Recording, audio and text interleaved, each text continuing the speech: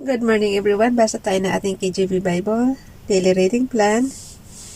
Today is January 21, 2022, pang day 81 natin. Deuteronomy chapter 32 to 34. Check mo lang yan. Basa. Deuteronomy chapter 32. Give ear, O ye heavens, and I will speak, and hear, O earth, the words of my mouth. My doctrine shall drop as the rain, my speech shall distill as the dew, as the small rain upon the tender herb, and as the showers upon the grass. Because I will publish the name of the Lord, ascribe ye greatness unto our God. He is the rock, his work is perfect, for all his ways are judgment. A God of truth and without iniquity, just and right is he. They have corrupted themselves, their spot is not the spot of his children, they are a perverse and crooked generation. Though ye thus requite the Lord of foolish people and unwise, is not he thy father that hath bought thee? Hath he not made thee and established thee? Remember the days of old, consider the years of many generations. Ask thy father, and he will shew thee, thy elders, and it will tell thee. When the Most High divided to the nations their inheritance, when he separated the sons of Adam, he set the bounds of the people according to the number of the children of Israel. For the Lord's portion is his people, Jacob is the lot of his inheritance. He found him in a desert land, and in the waste howling wilderness. Pakibasa niyo rin yung inyong KJV Bible, guys. Sundan niyo ako. Verse 10 na tayo. He found him in a desert land, and in the waste howling wilderness he led him about. He instructed him, he kept him as the apple of his eye. As an eagle stirreth up her nest, fluttereth over her young, spreadeth abroad her wings, taketh them, beareth them on her wings. So the Lord alone did lead him, and there was no strange God with him. He made him ride on the high places of the earth, that he might eat the grass of the fields, and he made him to suck honey out of the rock, and oil out of the flaky rock, butter of kine, and milk of sheep, with fat of lambs and rams, of the bread of Bashan, and goats with the fat of kidneys of wheat, and thou didst drink the pure blood of the grape. But Jeshurun, wave fat, and kick thou art, waven fat, thou art grown thick, thou art covered with fatness. Then he forsook God, which made him, and lightly esteemed the rock of his salvation. They provoke him to jealousy, with strange gods, with abominations provoke they him to anger. They sacrifice, o wag na mag-jealous. Kasi yung mga, ayaw niya talaga ng mga Diyos-Diyosan, guys. Kaya siya nagsiselos. They sacrifice unto devils, not to God, to gods whom they knew, not to new gods that came newly up, whom your fathers feared not. Of the rock that begat thee thou art unmindful, and hast forgotten God and formed thee. And when the Lord saw it, he abhorred them because of the provoking of his sons and his daughters. And he said, I will hide my face from them, I will say that what their end shall be, for they are very froward generation, children and home is no faith. They have moved me to jealousy with that which is not God. They have provoked me to anger with their vanities, and I will move them to jealousy with those which are not a people. I will provoke them to anger with a foolish nation. For a fire is kindled in mine anger, and shall burn unto the lowest hell, and shall consume the earth with her increase, and set on fire the foundations of the mountains. I will heap mischiefs upon thee, I will spin mine arrows upon them, they shall be burnt with hunger, and devoured with burning heat and with bitter destruction. I will also send the taste of beasts upon them with the poison of serpents of the dust. The sword without and terror within shall destroy both the young man and the virgin, the suckling also with the man of gray hairs. Ayoko talaga ng mga parusa ni Father God. Sobrang bibigat. Nakalagay sa verse 24 guys. They shall be burnt with hunger and devoured with burning heat and with bitter destruction. I will also send the teeth of beast upon them with the poison of serpents of the dust. Talaga lang. Sobrang lupit. The sword without and terror within shall destroy. Nawa, Father God, puro blessings na lang ibigay mo sa amin. Huwag na yung ganyang parusa. The sword without and terror within shall destroy both the young man and the virgin, the suckling also with the man of gray hair. I said I would scatter them into corners, I would make the remembrance of them to cease from among them. Were it not that I feared the wrath of the enemy, lest their adversaries should behave themselves strangely, and lest they should say, Our hand is high, and the Lord hath not done all this. For they are a nation void of counsel, neither is there any understanding in them. Oh, that they were wise, that they understood this, that they would consider their latter end. How should one chase 1,000 and to put 10,000 to flight, except the rock had sold them, and the Lord had shut them up?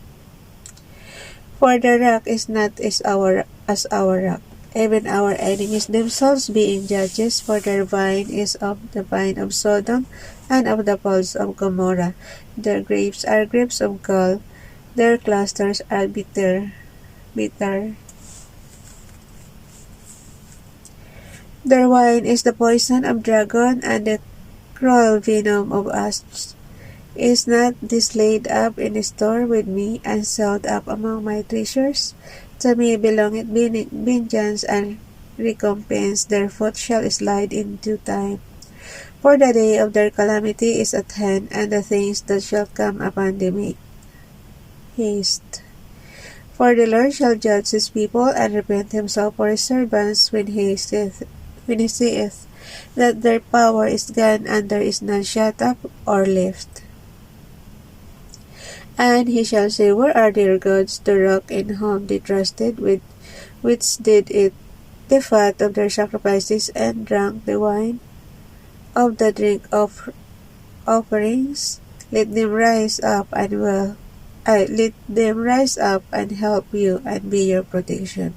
See now that I am he, and there is no good with me. I kill and I make alive. I wound and I heal. Neither is there any that can deliver out of my hand. For I lift up my hand. Dito pala sa verse, yung 39, tingnan mo. See now that even I am he, and there is no God with me. I kill and I make alive. I wound and I heal. Neither is there any that can deliver out of my hand. Kunin ko yan mamaya. Verse 32. Ay, 39 pala. Deuteronomy 32, verse 39. Tapos verse 40. For I lift up my hand to heaven and say, I live forever. Tapos kasabihan natin ngayon, wala ang forever. Pagdating, di ba, yung biro-biroan sa love life, walang forever. Pero dito sa Bible, for I lift up my hand to heaven and say, I live forever. If I with my glittering sword and mine hand take hold on judgment, I will render vengeance to mine enemies, and will reward them that hate me. I will make mine arrows drunk with blood, and my sword shall devour flesh, and that with the blood of the slain and of the captives from the beginning of revenges upon the enemy. Rejoice, O ye nation, with his people, for he will avenge the blood of his servants, and will render vengeance to his adversaries, and will be merciful unto his land and to his people. And Moses came and spake all the words of the song in the ears of the people, he and Hoshi,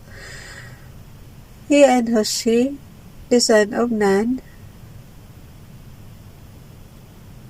And Moses made, ba't pinalitan ba pangalan ni Joshua? Hoshi na siya.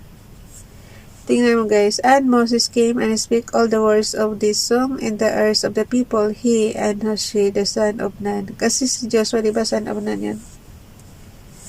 And Moses made an end of speaking all these words of all Israel.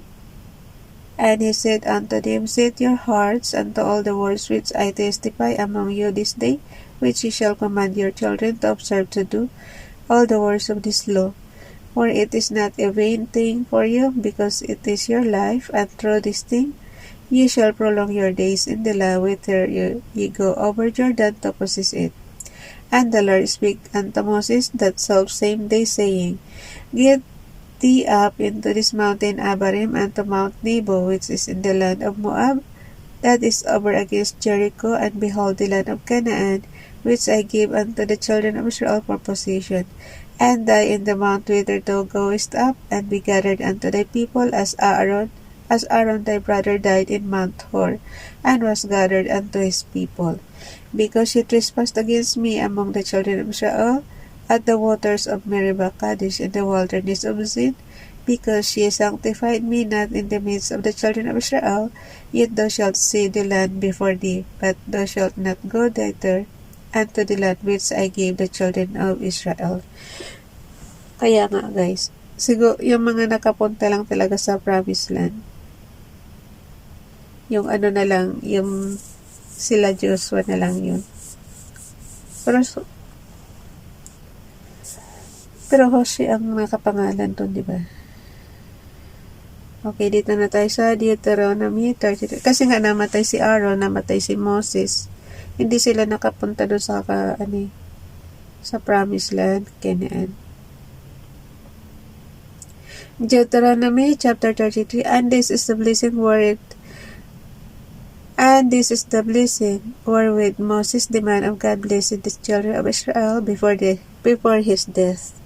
And he said, the Lord came from Sinai and rose up from Seir unto them. He shone forth from Mount Paran, and he came with 10,000 of saints from his right hand, with a fiery law for them. Ye have loved the people, all his saints are in thy hand, and they sat down at thy feet. Everyone shall receive of thy words. Verse 4, Moses commanded as a law even the inheritance of the congregation of Jacob. And he was king in Jeshurun, when the heads of the people and the tribes of Israel were gathered together. Let Reuben live and not die, and let not his men be few. And this is the blessing of Judah. And he said, hear, Lord, the voice of Judah, and bring him unto his people. Let his sons be sufficient for him, and widow and help to him from his enemies. And of Levi he said, let thy Thummim and thy Urim be with thy Holy One, whom thou didst prove at Massa, and with whom thou didst strive at the waters of Meribah. Who said unto his father and to his mother, I have not seen him, neither did he acknowledge his brethren, nor knew his own children, for they have observed thy word, and keep thy covenant. Verse 10 tayo ha. Inom muna ako tubig. Sandali.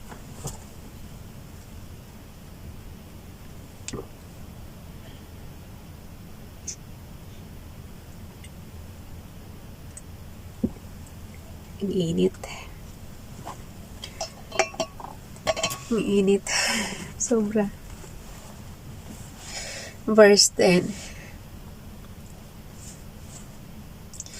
Thee shall teach Jacob thy judgment, and Israel thy law. They shall put incense before thee, and whole burnt sacrifice upon thine altar. Bless Lord in substance, and accept the work of his hands. Smite through the loins of them that rise against him, and of them that hate him, that they rise not again. And of Benjamin he said, The beloved of the Lord shall dwell in safety by him, and the Lord shall cover him all the day long, and he shall dwell between his shoulders. And Joseph he said, Blessed of the Lord be his land, for the precious things of heaven, for the dew, and for the deep that coucheth beneath, and for the precious fruits brought forth by the sun, and for the precious things put forth by the moon, and for the chief things of the ancient mountains, and of the precious things of the lasting hills, and for the precious things of the earth, and fullness thereof, and for the good will of him that dwelt in the bush. Let the blessing come upon the head of Joseph, and upon the top of the head of him that was separated from his brethren.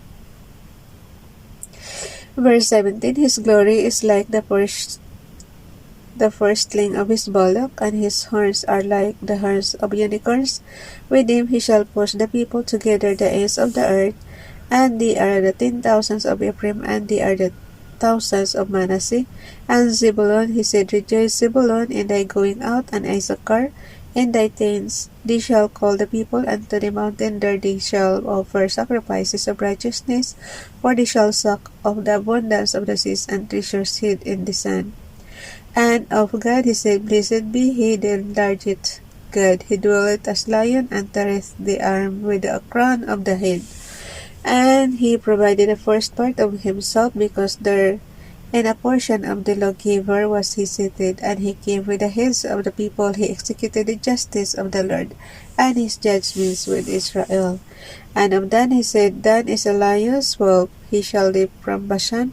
And of Naphtali he said, O Naphtali, satisfied with favor, and full with the blessings of the Lord, possessed through the west and the south. And of Asher he said, Let Asher be blessed with children, let him be acceptable to his brethren, and let him dip his foot in oil. The shoe shall be iron and brass, and as the head, so shall thy strength be. There is none like unto the God of Jeshurun, who rideth upon the heaven in thy help, and in his excellency on the sky. The eternal God is the refuge, and underneath are the everlasting arms, and he shall thrust out the enemy from before thee, and shall destroy them. Israel then shall dwell in safety alone. The fountain of Jacob shall be upon a land of corn and wine, also his heavens shall drop down too. Happy art thou, O Israel, who is like unto thee? O people, say by the Lord, the shield of thy help, and who is the sword of thy excellency? And thine enemy shall be found liars unto thee, and thou shalt tread upon their high places.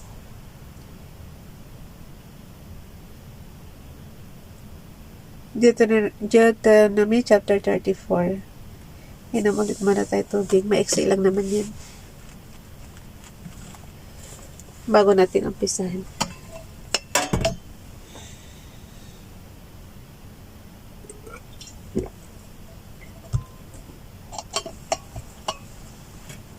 Maiksi lang yung chapter 34 ng Deuteronomy, guys. Hanggang verse 12 lang siya.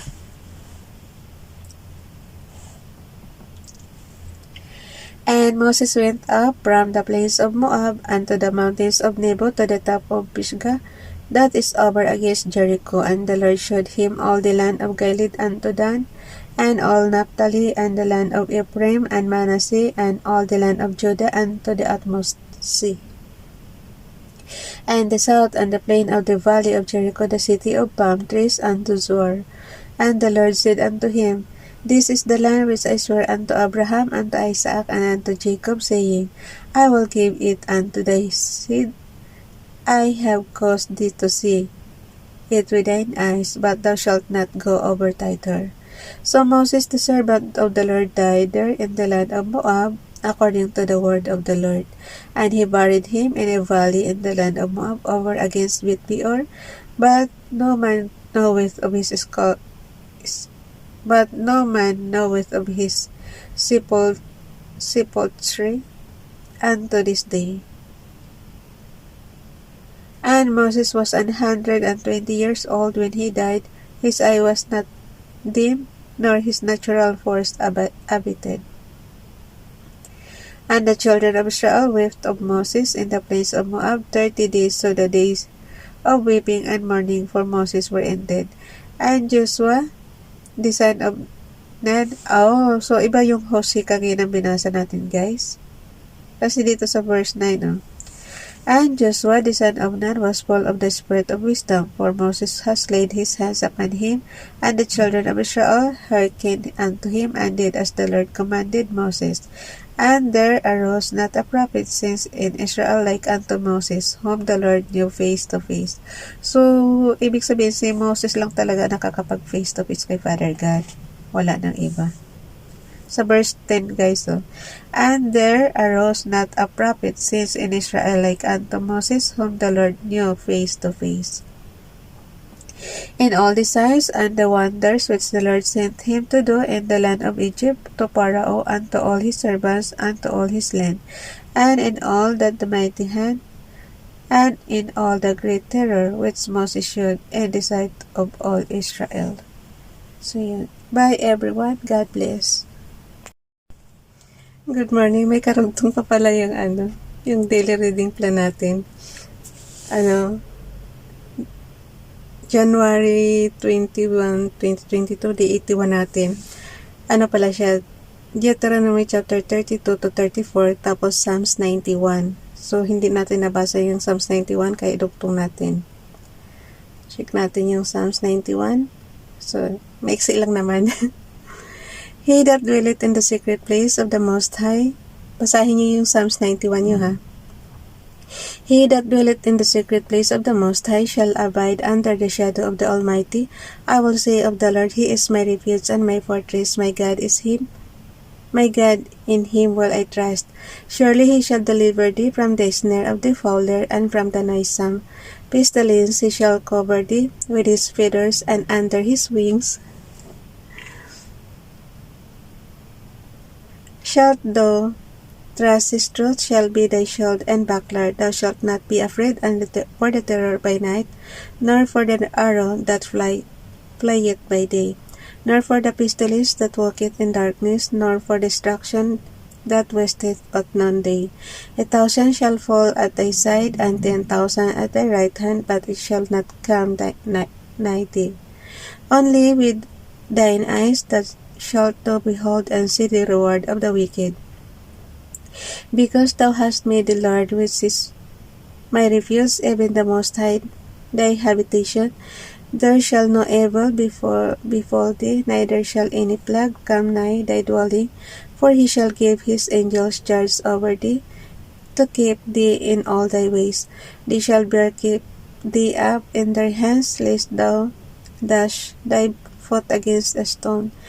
13. Thou shalt tread upon the lion and adder, the young lion, and the dragon thou shalt trample under feet. Because He hath set His love upon me, therefore will I deliver him. I will set him on high, because he hath known my name. He shall call upon me, and I will answer him, and I will be with him in trouble. I will deliver him and honor him. Verse 16. With long life will I satisfy him, and show him my salvation. Ayun. Natapos din natin. Okay na siya. Bye everyone.